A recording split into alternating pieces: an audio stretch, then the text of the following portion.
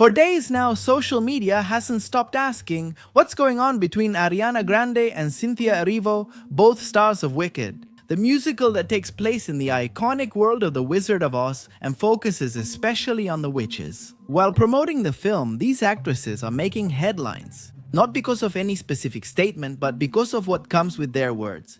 Caresses, touches, holding hands, and odd gestures. Some people believe that Grande and Erivo are still immersed in their characters, fueling the media's curiosity. Some claim there's an underlying subplot of manipulation, overprotection, and control, with many red flags. A third group talks about two women who are trying to support each other, knowing that if they don't, they could fall into the clutches of a curse that's lasted more than 80 years. That's right, a curse that began in 1939 continued in theaters and has now returned to the screen in all its splendor. But let's not get ahead of ourselves in order to better understand why forums dedicated to pop culture are seeing in these signs the presence of a dark ancestral force. We need to take a journey that will lead us to the dark side of Wicked. Before we continue, I want to clarify we're discussing this topic because many of you requested it in the comments. The idea is to create a timeline about the curse of the Wizard of Oz to understand why what's happening today has put cyberspace on alert. If you like the video, you can comment by writing Oz and we'll go deeper into other aspects of the topic. Also, know that on this channel there are many specials about cursed movies and children devoured by the Hollywood industry. Without further ado, let's begin the 1939 curse.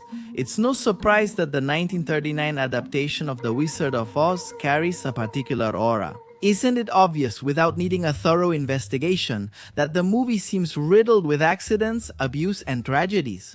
Let's take a quick look at some of those disturbing matters. During filming, the actress who originally played the Wicked Witch of the West, Margaret Hamilton, suffered second and third degree burns. A special effect failed, engulfing her in flames as she descended through a trapdoor. Her stunt double, Betty Danko, had it even worse. An artifact meant to simulate the broom's smoke exploded, and the injury left her hospitalized for months. Ray Bolger, the Scarecrow, spent hours every day trapped under makeup so stiff he could barely move his face. Buddy Ebsen, the first Tin Man, ended up in intensive care because the metallic powder from his makeup had poisoned his lungs. And behind all of that was Judy Garland. She wasn't injured by an explosion or toxic paint, but endured something possibly even worse. The studios kept her going with stimulants to keep her awake and sedatives to force her to sleep. At 17 years old, she was pushed into a brutal routine where physical abuse was not lacking, a whole series of abuses that ended up shaping decades of addictions and emotional suffering. Her story became so tied to the end that many people feel that tragedy followed her from Oz onward. The overall atmosphere on set added to the legend, with actors later mentioning frequent injuries, paint fumes, and severe exhaustion. All of this was backed by a production that tried to downplay these stories, which exposed the precariousness, recklessness, and lack of regulation with which things were handled. At the same time, rumors circulated about erratic behavior from the cast and internal tensions. Was Judy Garland abused by the actors who played the Munchkins? Much has been written and said about it. It was even said that in one scene of the movie, you could see in the background a crew member who had taken their own life. Over the years, all these events started to come together into a narrative that seemed to have a life of its own. The accumulation created an idea that would become persistent. Oz charged a price to anyone who wanted to venture into his lands. The myth became especially relevant for another reason. We were talking about a movie that on screen promised hope and fantasy, but behind the scenes seemed to conjure up a cruel trap, a children's story that actually had a dark and hostile underside. The story quickly became one of the most repeated, and maybe it was that same suggestion that ended up making the supposed curse never stop stretching out its tentacles. The birth of Wicked. When the musical Wicked first arrived on Broadway in 2003, many anticipated that things could go wrong, and they weren't wrong. The actual origin of the project has nothing supernatural about it. It originated from Gregory Maguire's 1995 novel, which retold The Wizard of Oz from the Wicked Witch of the West's perspective. He wasn't thinking about curses, but about politics, ethics, and the relativity of good and evil. In that book, which would forever change the way the public saw Elphaba, the mourned witch. There was a latent seed, the idea that this green woman carried a tragic fate with her. When producer Mark Platt decided to bring the story to the stage, the Broadway machine got underway with tremendous ambition. Wicked was basically conceived as a musical that was meant to push the boundaries of what could be done on stage. It took months of planning to ensure nothing went wrong.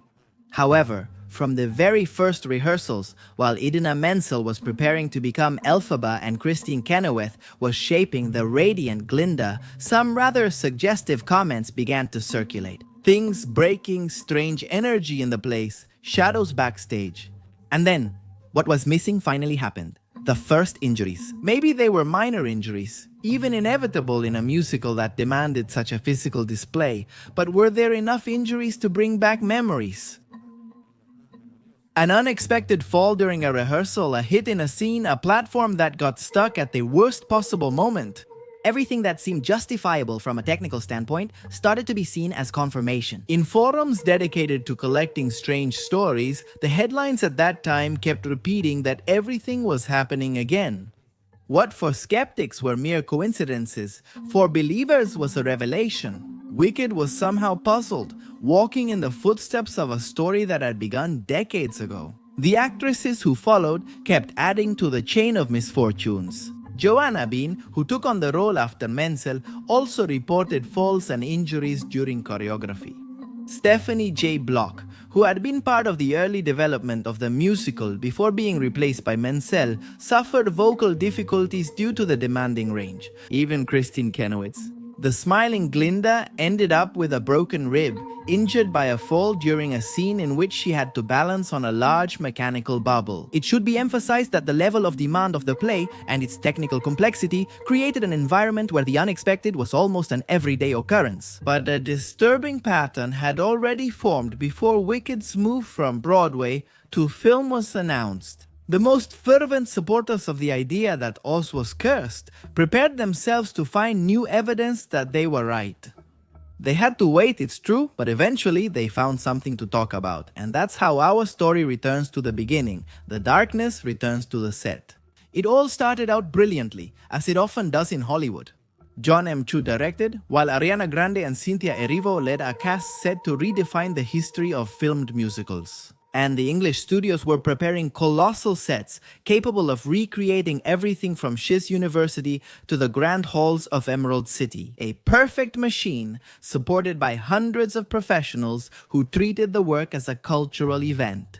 Each leaked set photo appeared to share the same perspective. Will history repeat itself? Is Wicked venturing into the same ambiguous territory as The Wizard of Oz? The project involved filming 2 movies at once, using sets to minimize computer-generated imagery. Again, the ambitious nature of the project led to tensions, ego clashes, protests, and accidents. However, when the premiere hit theaters, no one talked about that, but rather about the impact of the story and the box office records. Suddenly, it seemed that the idea of a curse was being left behind, thanks to a movie that had managed to shine on its own, and despite everything.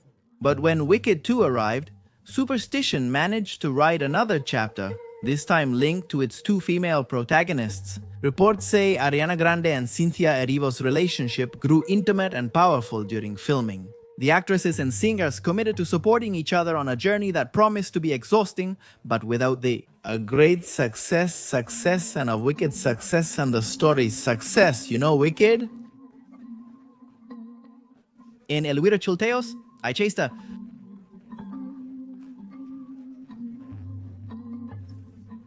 success, Wicked, success. I just saw the Ultra exhibition. I had experienced it in other ways. For many people, the gesture of both of them getting the same tattoo that commemorated the movie not only sealed a friendship, but also seemed like the materialization of a bond forged under pressure, like those invisible pacts that arise when something big and dark is lurking around. The images of both of them, always supporting each other, always extremely sensitive and always touching each other gently, were scrutinized closely. When Cynthia lost her voice and Ariana stayed silently by her side, some saw it as the women sharing an unspoken burden. And so, from one moment to the next, a snowball was created that didn't stop growing. Two witches in the spotlight. Some TikTok accounts discussed how Cynthia, as Fava's performer, symbolized a character persecuted and misrepresented by others. And that this energy from Oz made her possessive, watchful, almost a witch in real life. Other videos hinted that Ariana would dim near Cynthia, that her body seemed more tense, smaller, more subdued. Everything got mixed together to build a gloomy fantasy, a sinister vision in which Cynthia not only carried the weight of the character, but supposedly projected it. People began saying Cynthia was overprotective of Ariana, isolating her and guiding her with too much care and quiet authority. That there was something in her presence, in her discipline, and in her intensity that seemed to envelop Ariana like a cloak.